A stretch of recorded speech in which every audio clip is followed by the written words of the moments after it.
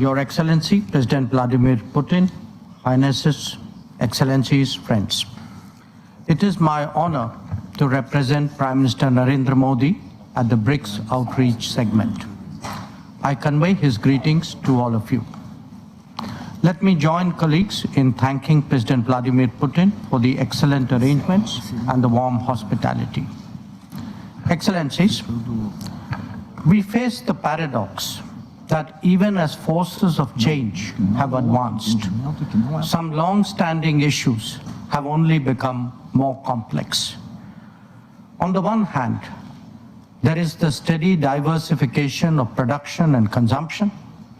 Nations that attained independence from colonialism have accelerated their development and socio-economic progress. New capabilities emerged, facilitating the harnessing of more talent.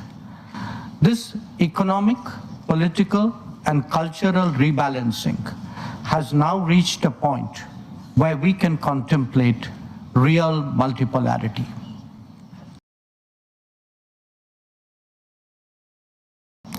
The BRICS itself is a statement of how profoundly the old order is changing.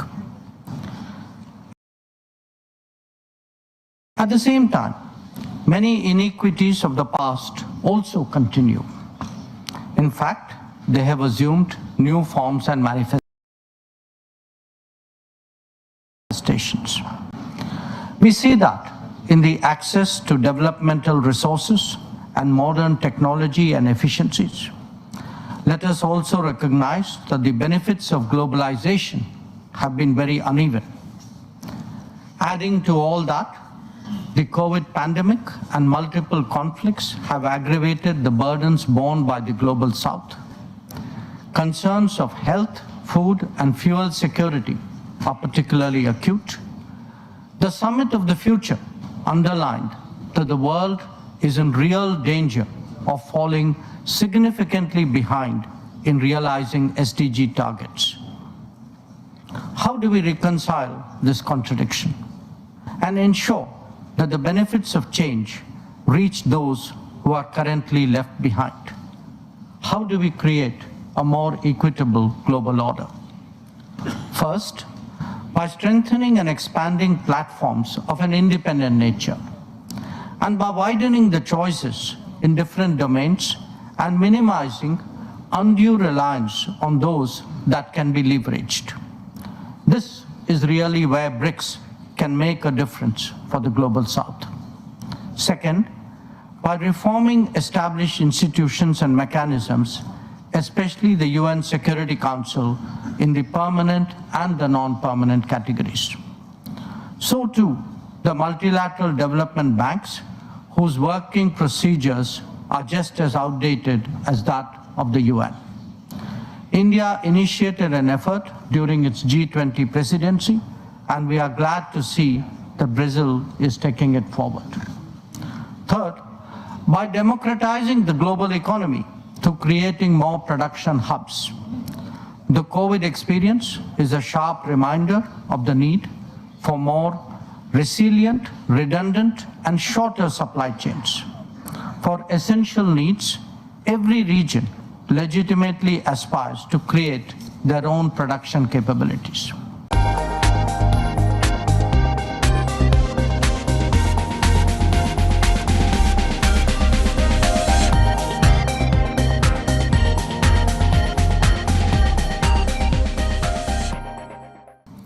Fourth, by correcting distortions in global infrastructure that are a legacy from the colonial era. The world urgently needs more connectivity options that enhance logistics and mitigate risks. This must be a collective endeavor for common good with utmost respect for territorial integrity and sovereignty. And fifth, by sharing experiences and new initiatives. India's digital public infrastructure, its unified payment interface, the Gati Shakti infrastructure all hold a larger relevance.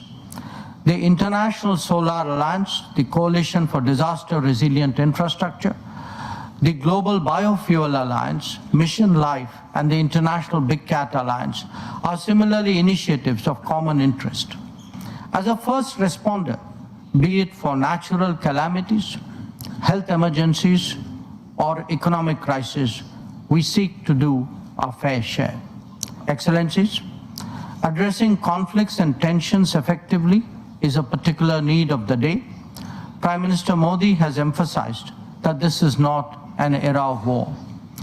Disputes and differences must be settled by dialogue and diplomacy. Agreements, once reached, must be scrupulously respected. International law should be adhered to without exception, and there should be zero tolerance for terrorism. Excellencies, the situation in the Middle East, West Asia for us, is an understandable concern.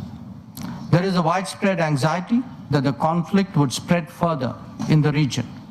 Maritime trade has also been deeply affected.